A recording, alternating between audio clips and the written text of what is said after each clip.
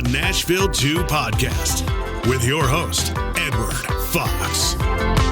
G'day, viewers and listeners, and welcome to another great episode of Nashville 2. Nashville 2, where we tell your story. Or, if you've got a friend or somebody that's doing great things around the Nashville, Middle Tennessee area, we'd love to have them on the show, and we'd love to brag on them a bit. And so I get to do that today with Zach Durbin. He puts the SEO into SEO Now, and Zach is you're probably the head janitor at SEO Now. Is that right? Lots of cleaning. Yeah. You bet. Absolutely. You bet. Zach, hey, welcome to the show, man. Hey, thanks, man. Appreciate it. Glad to be here. Well, I'm glad you're here too. So are you from Middle Tennessee originally? I'm like everyone else. I'm a transplant. I still think I have my Nashvilleian card. I've been here for over 7 years. This is year 11. Oh, I think so. I think year 10, I think you get issued a Nashvilleian card. I was going to say, I've heard 7, I've heard 10.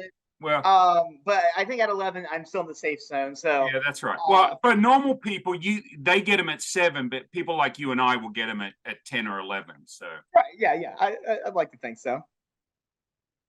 So okay, so what brings you to the great state of Tennessee and Middle Tennessee? So I had a friend come down here, moved down here about 12, 13 years ago, and they're like, hey, have you ever been to Nashville? And, being from rural Ohio, kind of middle of nowhere, Ohio, I was like, oh, that sounds like a cool trip. It's not that long of a drive. It's about 6.5 hours from my hometown. And so I drove down, and, this is Nashville 11 years ago. It's much different than the Nashville we know today. And I was here all of about 30 minutes, and I knew this was home. And so I ended up down here shortly thereafter. Okay. And, so whereabouts in Ohio were you from? In a little nowhereville town called Mount Vernon, Ohio, and it's closer to Columbus than it is to Cleveland. Oh, so is that around Findlay, Canton, Dunkirk? Close. Canton is probably about an hour and some change away, I'd say. We were actually just up in Canton here recently. We went for the Pro Football Hall of Fame game. Okay. And so it's not a bad drive up there. It's a pretty good drive up there. So okay, so you're in Middle Tennessee. Were you already married at the time? No, I got lucky a little later. So is she from Middle Tennessee? No, also a transplant. So she was born in East Texas, grew up in the Fort Lauderdale area. And then we connected through some mutual friends, and the rest is history. Okay, there you go. So you moved to Middle Tennessee, and this is 10 years ago, 11 years ago. So we're talking, what is that, 2013, 2012? 2012, yeah, right on there. Yeah. Okay. And were you already in the SEO space at the time? Yeah, so I've been doing SEO for 17 years. Okay.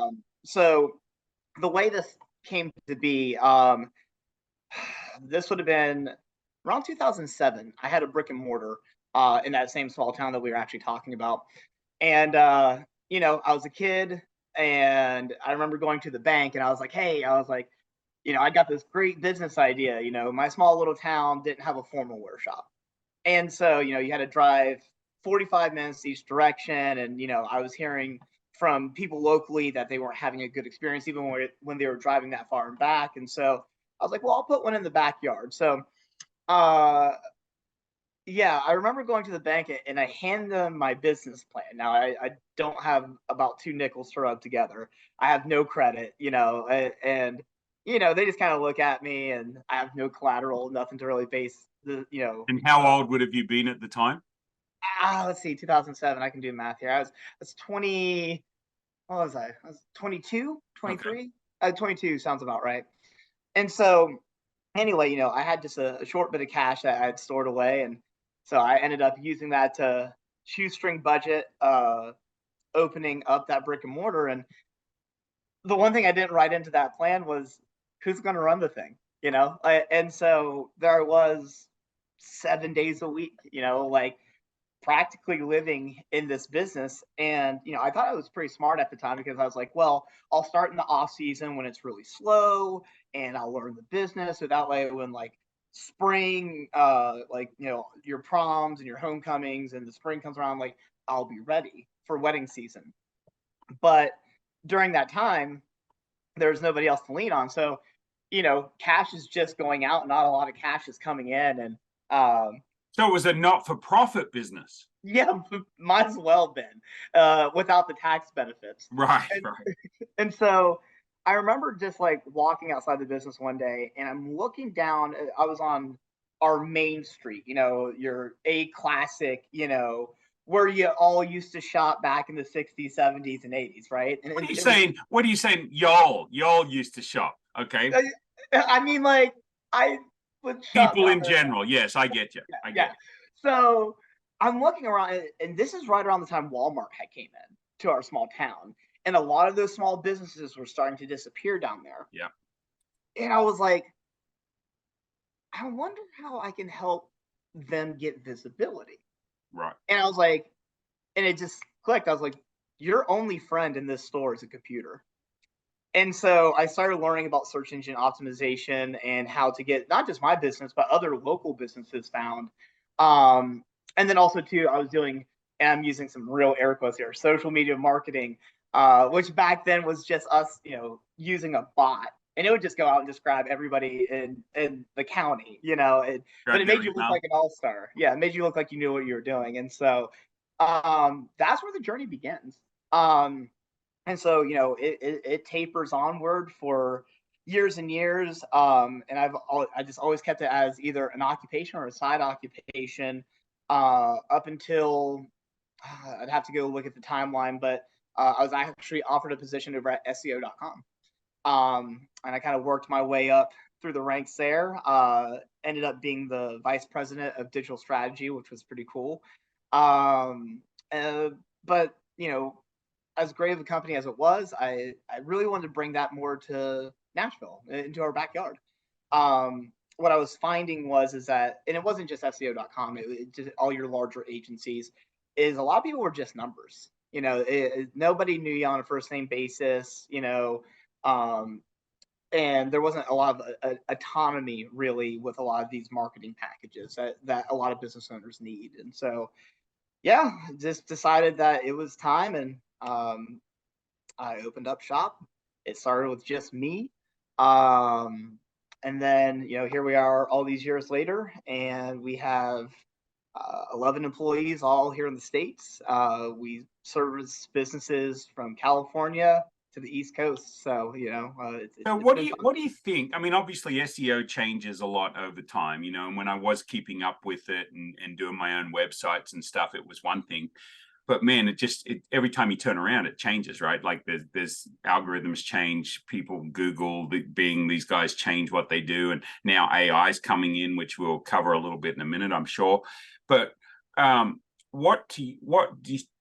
you, as you've taken this path, what's been the biggest challenge, or what are the biggest changes that you've seen that you've had to deal with? It's always trying to solve the riddle of what this algorithm does, right? And really, it's not just, I think when we think of the algorithm, it's like this standalone, big, working machine, but really it's comprised of a lot of like smaller systems that work together. Right. And so it's trying to figure out which systems is it valuing the most. Like if you had to look at the hierarchy of, like what systems and what signals it's deeming to be most important. Right. Like where's the unique data? How long are people staying on? What backlinks do you have? There's like there's a bunch. Hundreds, thousands. It depends all data points, right? It's all different data points that build up the algorithm. It's not some wizard behind the curtain in Wizard of Oz that just pushes the buttons and we have no clue. It's just figuring out which ones matter for what you're doing. Yep, and figuring out search relevancy too. That's always the biggest. A lot of times, the biggest change is not just the hierarchy of signals, but moreover, like what Google wants to change for a specific search term. We've seen, like, for instance, like national brands that were ranking in the lower 48 for a service, but they weren't available in all those 48 states for service. And so, like, on the last update, they started to hyper focus like their search engine ranking positions or pages around local businesses that fit those service categories. And so, they're always just trying to make improvements, and I do feel that way. I think the biggest obstacle really in the SEO realm actually came right around COVID, because a lot of people they had to move to the e-com space. And so it wasn't just getting them in, you're taking seemingly new businesses, at least in the eyes of Google, and getting them up and started and getting them to rank. And that was fun. When I say fun, I mean crazy. Not fun. Yeah. So when it comes to that, right, and you're dealing with all of that stuff, do you find that your customer comes in and expects you to be the wizard of ads and the wizard of SEO and know all that stuff, like know all that mythical stuff, and like, why aren't we ranking #1 after the first 15 minutes that we hired you? Well, I think we do a really good job of tempering expectations. The first thing that I always like to explain to clients is that you have to understand that SEO is a process. It's like building a FICO score with Google.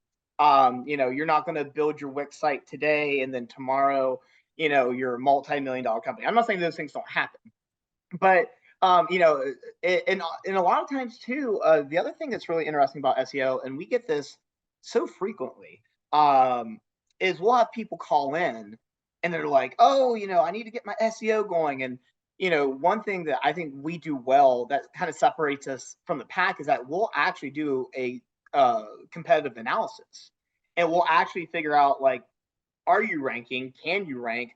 Who's ranking in your space? How much time and energy, I shouldn't say energy, resource is it going to take to get you to where you need to be? And so I bet just in the last month, we've had 5 people inquire about service, and we've got the results back. We're like, well, you're ranking very well in your area for your service. And they're like, well, then how come I'm not getting all like all these phone calls? It's like, well, SEO is just one medium of traffic. And so I think of it kind of like a fruit tree. That tree is going to bear only so much fruit, right? If you want more fruit, you have to plant more trees.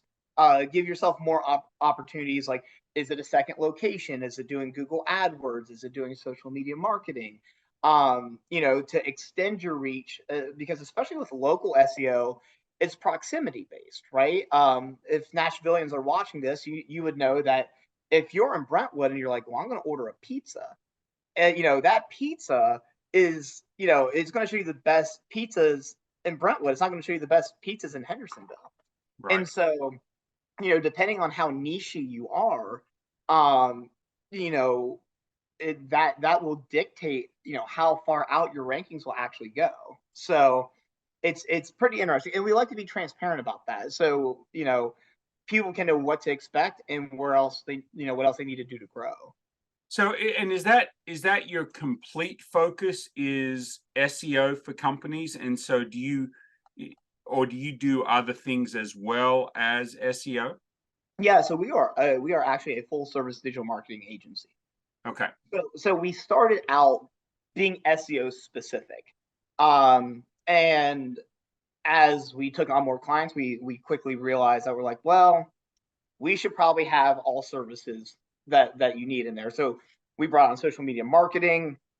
Then we built our web development team, Google AdWords team. So yeah, it's kind of funny because, when I opened up the brand, I didn't really think about it. But I was like, I look at it in hindsight, and it's a great brand, but it also kind of pigeonholes you a little bit too. People hear SEO now, so they're thinking just search engine optimization. But well, normally, I think that's a good a TikTok video or Facebook video or Instagram. It's SEO now.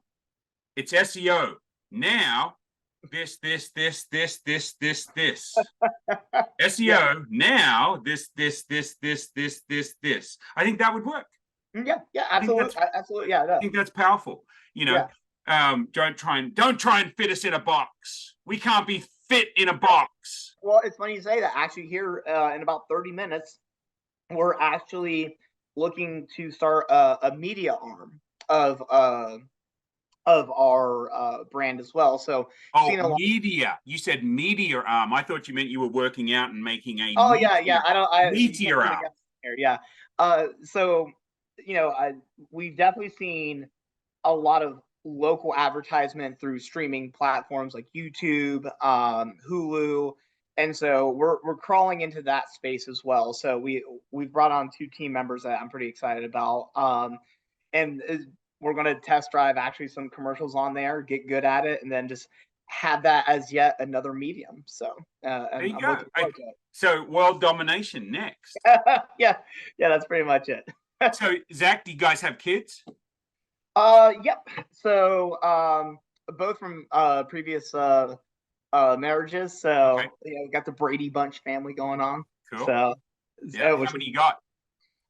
2. We got 2 kids. I happen to have a handy background for you. So if you folks, for those of you not watching but you're listening in your car, then you need to get on YouTube and check out what I did, because I'm not going to tell you. That's one of the benefits of watching the video.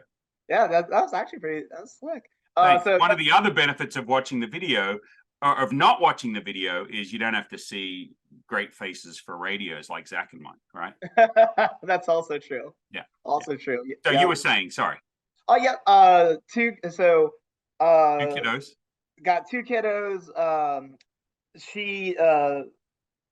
My daughter will be turning 10. Oh wow. Nice age. Yeah, so going from 9 to 29 kind of seems like. But that's coming up here around the bend. And then Melissa's son is 15. So, and then we have 3 dogs, 4 chickens, and if it was up to her, we'd have goats and cows. And so, where are you located in Middle Tennessee? Hendersonville. Oh, okay. Oh man, you're way up there. I'm down in Franklin, so. Okay. In fact, somebody just said I've got to come up to Hendersonville. So the Tennessee Christian Chamber, I'm on their board, and we just had our luncheon today, and they do a monthly power hour, or they do every Thursday of the month. Virtually, there's a power hour networking event somewhere in Middle Tennessee, and cool. So the first Thursday is in Franklin, Cool Springs area. Second Thursday is in Brentwood, so not too far apart. Third Thursday is in Hendersonville, and fourth Thursday is in Murfreesboro. And so the Hendersonville leader said, "Why don't you take the drive up to Hendersonville one Thursday and come to our networking event?" So I'm gonna have to. Yeah, you'll love it up here. It's beautiful. Well, I go to the what's it called? Sam's, the bar club. In Old Hickory. Water. Yeah, that's really good. We frequent that and the rudder. We spend a lot of time on the water. We got a pontoon boat that's right. We keep down the way, and so yeah, we're constantly out on the water. So yeah, Sam's is good. I love Sam's. It was good. The food was good. The fried okra. I think it was fried okra that You don't go wrong. No, you don't go wrong. Fried okra. Fried okra needs to replace popcorn at the movie theater. I'd be very happy. I'd be fine with that. I'd be fine with that. Exactly. 100%. So Zach, when so you're doing SEO, are you doing any? You're doing full digital marketing services now. So SEO now. So a lot of the people that listen to Nashville 2 are either business owners or closely tied to business owners. What do you think? How about 3 key points that most people need to do if they're starting a small business with SEO, from your perspective, with digital marketing or SEO? I'm not gonna limit you. You can actually do networking. You can do anything. Three tips that you have for new business owners or current business owners. My team and I wrote a blog about this actually some years ago. It's a little dated. But the first things I would start out with are obviously make sure that you have some form of website. And there's a lot of good DIY builders out there, Squarespace, Wix, just to name two. Or even Google Sites. If you've got nothing, Google Sites is okay. Yeah, they're I don't aesthetically. I mean, like, no. I don't know if I'll get paid from Squarespace for this. Squarespace is probably my go-to here, right? Just for the simple fact that their templates are already built to stack well on mobile. If we think about a lot of our user journeys, well, that's true. Yeah. Desktop, and so Wix, they've always struggled in that category where you've had to go back and do the mobile responsiveness. So right. Squarespace, start your own site. The second thing I would say too is get your Google business profile listing. Oh, say that again, Zach. Google business profile listing. You got to get it done. Man, I'm having trouble. Google is messing. My friend's got a handyman business. He doesn't have. He has a very basic website. He's not social media savvy, but he's the greatest pair of hands with a piece of wood and whatever tools you use on a piece of wood. That's not my forte. It was my dad's forte, but not mine. And Google My Business has changed so much, over the years. So I said, oh yeah, I can do that for you. No worries, mate. I'll get her up there. I get it up there for one day and they're like, oh, send pictures of his van, send this, send that. They're like, okay, we need to talk to him. Oh, no, you didn't do it all in time, so we're going to suspend you. And no, we're not going to review it. No, we're not going to.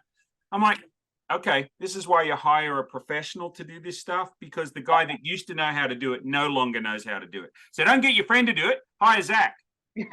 Give me a call. And there's actually some things that we do like to do that help with that verification process. Right. But Google will always still be Google. And sometimes even with the best efforts, we have a client in Vegas. They are a laser institution, and for all of our best efforts, we're still having to fly out to do exactly what you were just talking about. We're going to have to do a video verification. And I can tell that you've been doing that for a while, because you said Google My Business as opposed to Google Business Profile, which means that you've been around for a while. So normally when I say Google My Business, most people they just kind of scratch their heads. I say that internally with the team and they know what it means. But yes. I used to have 6 franchises of the coffee newspaper. And so everybody you put into the coffee newspaper is a small business that gives you $200 a month to advertise.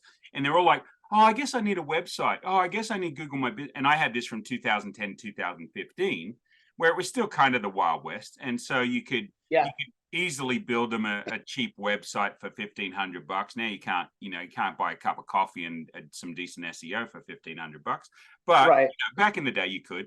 But Google My Business were easy to set up, and I would take some classes online and stuff and then be able to help them. But now it's like, nah, that's beyond my scope of knowledge anymore. I am no longer, I'm your marketing guy. You need marketing, you need ideas, that's me. You need a mouth, I got a mouth. I can run my mouth anytime you want. Right. But for SEO, I'm sending it to the professionals for websites and Google My Business or Google Business Profiles, and all the other directories and stuff out there. I get a bit frustrated with Next to do all the listings and stuff. I'm using some Vendasta products, right? So Vendasta's, I know, Zach. I'll give their dashboard credit. I guess this is going live, so I guess I shouldn't say too much. But no, it's not live; it's recorded. But that's okay. Okay, yeah. I don't edit much, unless we're doing something we shouldn't be. Right. I drop a bomb that I shouldn't drop or something, or get on a rant and pick on somebody that I shouldn't pick on. I don't do that. I'm a nice guy. I like building people up, not tearing people down, which is why we do Nashville too. But not horses for courses, right? Like the right thing for the right day. My dad always said, in the land of the blind, the one-eyed man is king. And that's where I felt I sort of fit into the website and Google My Business and that sort of space. Is I got one eye open, the other guys have got both eyes closed. So right, yeah, and I do. I think you're right. Getting those up, the directories you had named Yext. Yext, if you looked at directory builds 3-4 years ago. That was your go-to. But now there's so many, especially that are like vertical specific. So like, let's say your friend who's a handyman, right? So he's got some very valuable directories out there. House.com, that's with 2 Z's. Angie, so there's some service-based directories that are specific that are oftentimes really valuable, because if you're looking for service locally, let's say, you're getting past the Google business profile or the map pack as we know it, and you're scrolling further down, you don't see what you want there. Some of the more impervious brands in those spaces are brands like Yelp, Angie's List, House.com. They give their top 10 list. So, I've got a friend that does alarms, and he's had really good luck with Yelp, which surprised me, right? But he's paid advertising, but he didn't expect Yelp to work as well for him. And somebody said, hey, try Yelp for a couple of months. And he's like, Yelp, really? Yep. Okay, I'll try it, and it's paid off for him. There's so many stories. I had a lady that does insurance, and she said, a marketing company said if I give them $40,000, she's a new insurance agent. She said, they'll get me. I'm like, look, just network first, figure out, just give them a little bit. Don't give them all that at once. Give them a little bit and see what sort of return you get because I think the only one getting rich off a $40,000 off a new insurance agent is the marketing company. I'm sorry. 100%. As a business owner, it can be tiring paying cash for everything you need. Well, there's a better way. Introducing Trade Bank of Nashville. Our bartering service lets you exchange goods and services without the need for cash transactions. Trade Bank helps businesses like yours reduce expenses, bring in new business, and keep your cash where you need it most. Find out more and join our barter network today. Start getting what you need without paying cash, because sometimes barter is just smarter. Apply today at nashville.tradebank.com. We don't employ salespeople, and that's by design. Salespeople, like, I'm often asked, what's the difference between your agency and another agency? Is I'll actually lose sleep when you're not getting results. And I think about all the people that we've added in over time. Our job isn't to sell. Our job is to provide good, transparent information, because even like a stronger Middle Tennessee or a stronger Nashville economy, it always comes back around. Right. You know what I mean? Right. Yeah. Tell people the truth, It sounds like you're focused on relationships, not just sales. Right. Oh, yeah. It's not sales, it's retention. It's building relationships. I can't tell you how many times, one of my favorite clients of all time, I'll give him a plug here. You might listen to it later. I love this guy. So his name is Tanner Puckett, and Tanner is a true go-getter, just true entrepreneurial spirit, younger guy. And he had called me up, and he's like, hey, I got a sod installation business, and I want to do SEO for it. And I called all your references, I checked around, you check out, you have good reviews, yada yada. I was like, okay, cool. So we go through this discovery process about, what his business is, what his margins are, because these are things that we have to keep in mind, right? Yeah. And so he goes, all right, well, I'm going to sell my motorcycle to start the SEO package. And I said, no, you're not. I said, you're going to keep your motorcycle. I was like, because you would have to sell 6 motorcycles, because you're going to have to keep selling them. I said, start out with what you just said. Start by networking. Create a brand that does something that's extraordinary and separates it from the pack. And I'm like, start there, come back to me. And when you're ready, I was like, then we can start taking it to scale. And so about a year passes by, and I kept Tanner's number in my phone. I always like, I don't know if I should do this, but I like creating personal relationships. I always keep clients' numbers. I give them my cell phone. I'm just give me a call if you need anything. And so about a year later, he calls, and he goes, "Yeah, my business is up." I forget how much it was. It was something astronomical. I said, "No way." So what'd you do? And he goes, "Well," when fuel prices went up, all my local competitors, they were having to truck it in. He goes, I have it sourced local. He's like, so my cost stayed the same. And he does incredible work, some of the most beautiful sod installation you've ever seen. So you're getting quality and you're getting the best price. And I'm like, we can market that. And so, then I had another client who just called in here recently and he's like, I want to rank #1 for power washing in Nashville. I'm like, it's possible. I was like, what's the average cost per job? He's like, $50. That's the take home.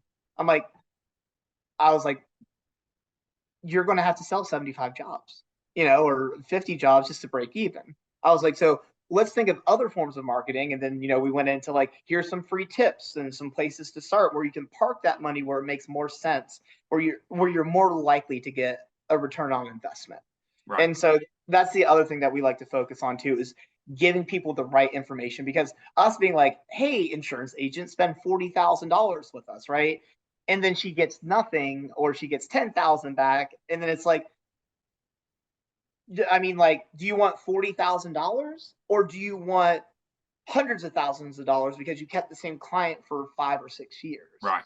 And you did right by them. Yeah. Like, when it's mutually beneficial, I think it makes more sense. Yeah. So exactly. And so you've got good points there. So one of the challenges my dad always used to say, and we've been entrepreneurs since I left school at 15 and started my first business. So, ninth grade dropout in Australia, took it to 100 grand, 1983 dollars, 100 grand the first year, 300 grand the second year, 400 grand the third, 500 grand the fourth. And by then we're tired. Like, we're tired.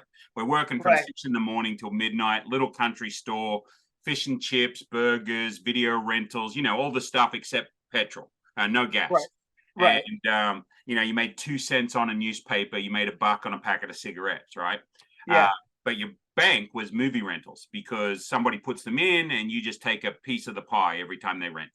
Yep. And that was 83 to 88. And like, we're tired. $500,000 in revenue, open Christmas Day, sell $1,000 worth of batteries and $1,000 worth of movie rentals, right? Yep. So you learn lots of stuff, but it does come down to the relationship with your customer. And you can't scale a business if you don't have good business practices. I get this all the time. People are like, yes. Oh, I want to scale. Well, show me how you treated your last customer. Right. And also too, the scalability. The other thing that when people talk about scaling, we always think of like success metrics, right? It's like money, grow. Right. And that's cool. I like that idea. Don't get me wrong. But like, problems also scale at the same rate of the success. And that's where people, it's just like, the old adage, more money, more problems, right?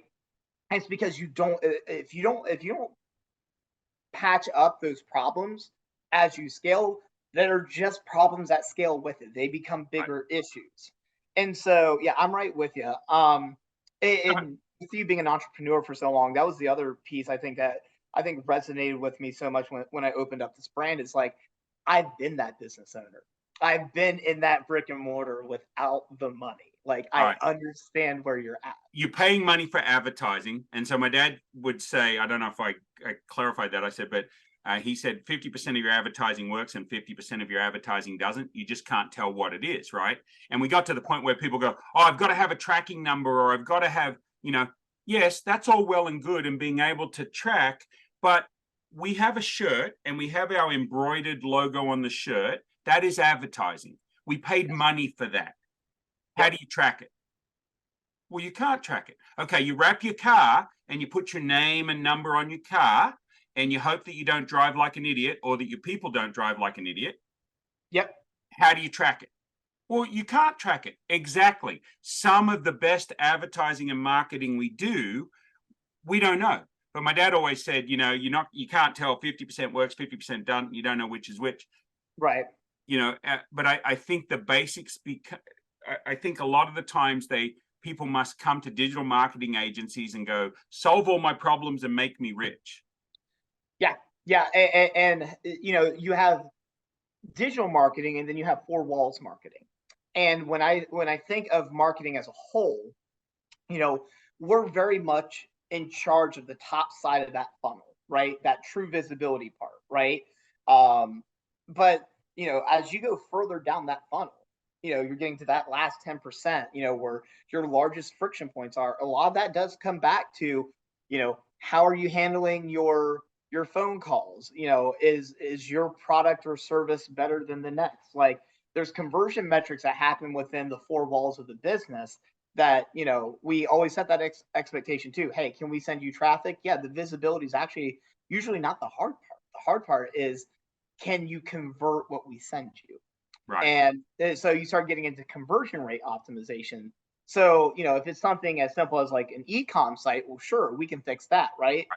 But if I'm coming into your store and, I see that you're my local sewing dealer, I'm going to go buy a Brother sewing machine. You're the person to go to, and I get in there and then you're a jerk, or your hours are posted wrong, like you never open. Every time we had this vacuum store, and all I was doing was trying to buy some replacement bags, and it's the only place that had them. And every time I went there, the place was shut. Yep. Like, yep. Well, even though Google hours said that they were open, they were always shut. They were always, I don't know how he made any money. Anyway. You know what? Actually, there's your third right there. You asked for three earlier. We had two.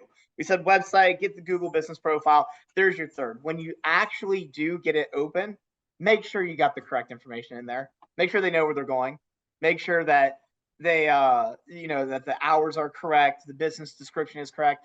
The more contextual clues that are accurate that you can give them, the more likely you are for that listing to succeed. Exactly. Well, Zach, I could talk to you for hours about this stuff, but we probably put our 3 listeners to sleep. So, I just make that joke because for me, this is about having this conversation and building a relationship and looking behind the curtain, right? Meeting the people behind the brands that aren't the splashy brands that sponsor the Titans. They're the you and I that work hard at building our brand and building our business. And really the key is we love helping people. We just need to make enough money to feed our family and to go on a vacation now and then and do that sort of stuff, right? We're not looking to get rich by mistreating our clients. Correct. We would like to treat our clients well. We would like them to make money if we're in the business of helping them make money. And we would like to make a little for ourselves for the product or service that we've done, right? Right. And we just want to multiply and leverage that. Right. You got your dog saying good day. That's a big dog. I was trying to hold my face together while you were talking. She's just all up in my lap, right? She's 160-pound Newfoundland. Okay. And she saw that Dad was attention having a to good me. time. Yeah. Pay attention to me. No, that's okay. I've got a Aussie Shepherd back in Wichita, Kansas with my daughter, and we've got a little, we don't know what it is. We think it's a Chihuahua mix, but it's not kind of yappy or snappy. It's got a good temperament. So it's kind of not that, but we don't know what it is. But yeah, they when we're talking, they're worse than the cat. The cat will just lay down and go to sleep. The dog wants to be up on your face, walking on the keyboard like the cat should be. But she's normally pretty lackadaisical, but she's such an attention hog. She saw that I was getting attention and she wasn't, so she had to be in the video. Hey, what about me, Dad? Dad, can I be on the show? Can I be on the show? But I'm right with you. Before Molly went and crashed the video here, you're right. We still represent that 90% of America, of American business. We are the small to medium sized business, and for me, it is by choice. The one thing I think that was kind of one of the biggest struggles that we've had within the last year is we've just grown and we kept growing. And, when I opened it up, I was like, I really want to keep this boutique. I want to know everyone on a first name basis, you know? And so that's become harder and harder to do. We've had to bring on more people to kind of facilitate it. But yeah, these are our neighbors. These are like Nashville it's a city, it's a big city, but it ain't that big. You will absolutely run into a client or a past client if you're out and about. Or a friend of a friend or a family member or whatever. What are we taught as kindergartners? If you can't say anything nice, then don't say anything at all. Yeah, that's pretty much it. Yeah. I learned 2 things in the last 5 years that have been really, really impactful for me. that come to mind. One of them is, you know how people say the golden rule: do unto others as you have them do unto you. Yep. Right? Or basically paraphrase, treat people the way that you want to be treated. And then a guy said, no. He said, it's the platinum rule. He said, treat others the way they want to be treated. I'm like, yeah, of course. Like, don't treat them like the way I want to be treated, because that might not be how they want to be treated. So treat them the way they want to be treated. Very, very powerful. And then my friend, he said, I asked him if he was a glass half full or a glass half empty guy. And he says, neither. I said, well, I'm just asking if you're positive or negative. He says, oh, I'm positive. He says, but my glass isn't half full or half empty. Guess what it is? It's refillable. I'm like, okay, this is interesting. He's caught my attention. What do you mean by it's refillable? He says, I like going around pouring my positivity into a bunch of different lives. Mm-hmm.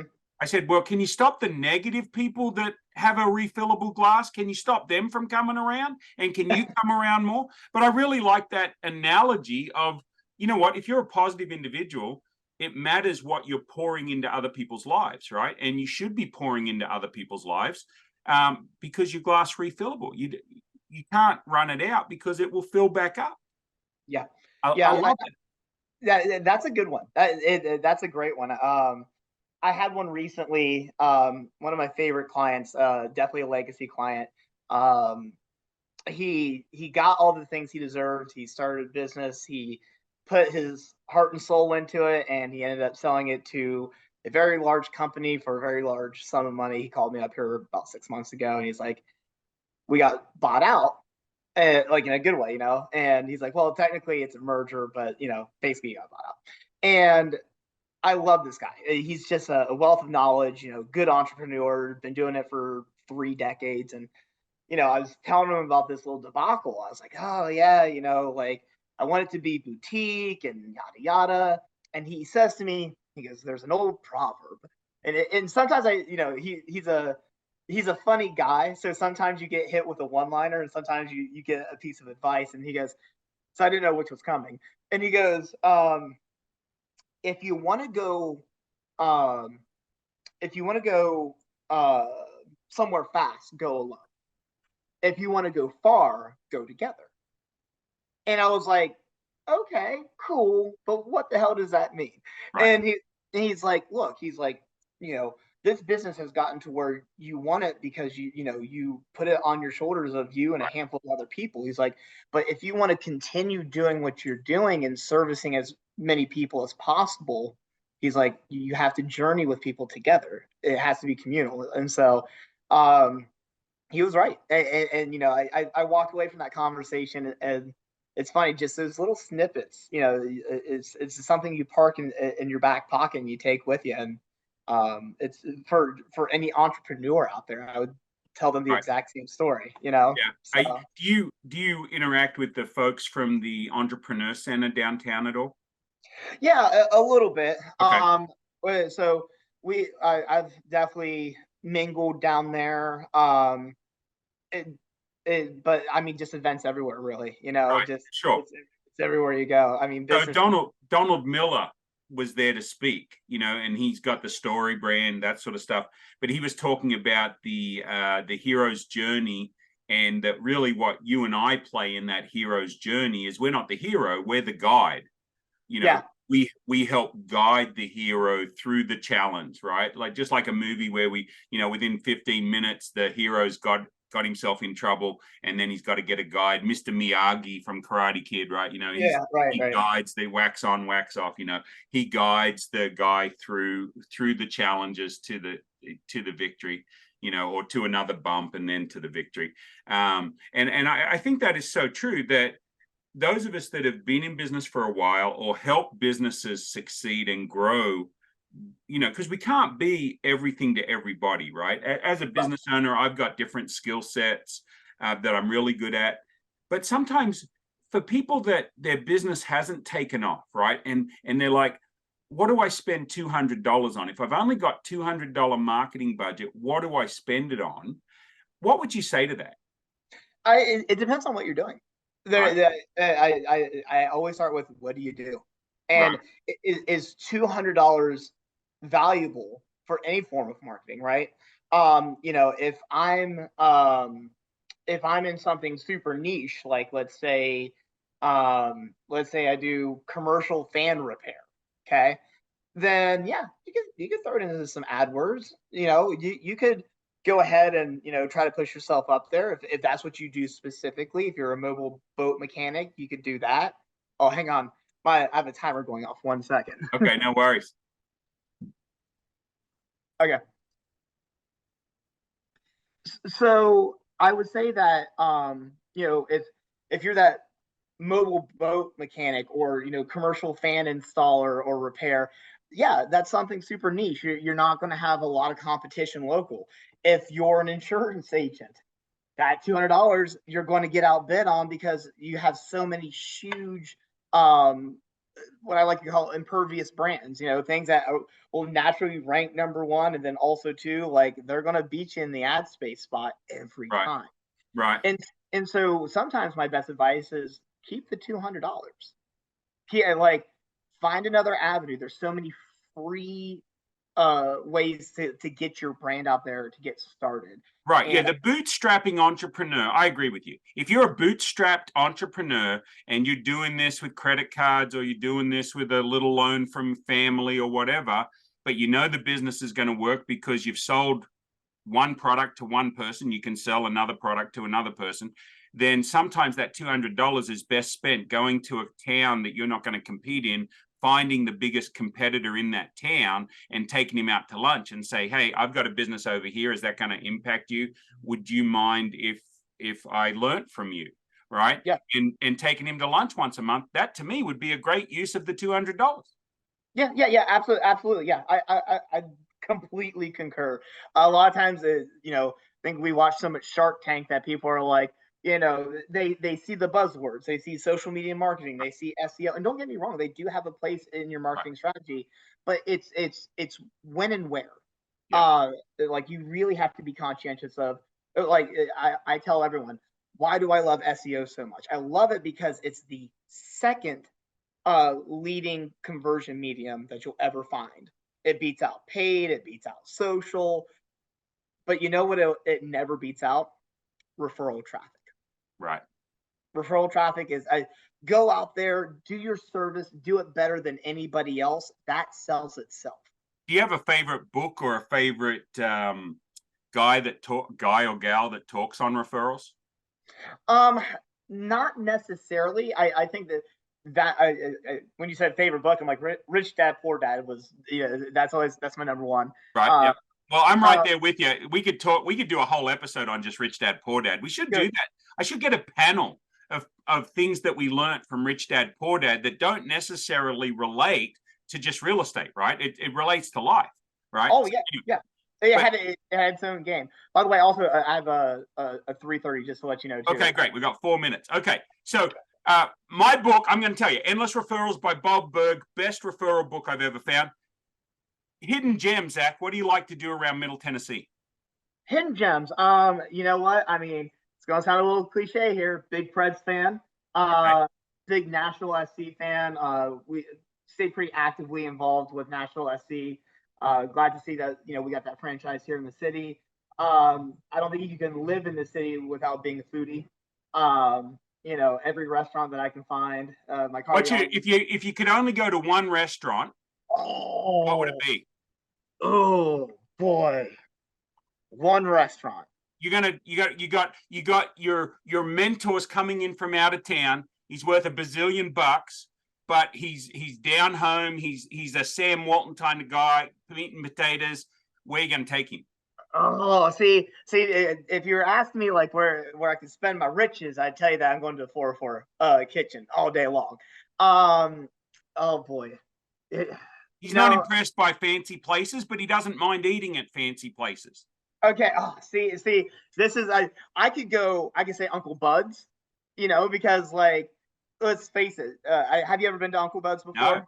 Okay, then see, again, I need to get my plug in there, I guess. Okay. Uncle Bud's, you know, good Southern food, the fixins that they bring out beforehand. If you're like you want some Mid-South food, Okay. Uncle Bud's. Uncle Bud's.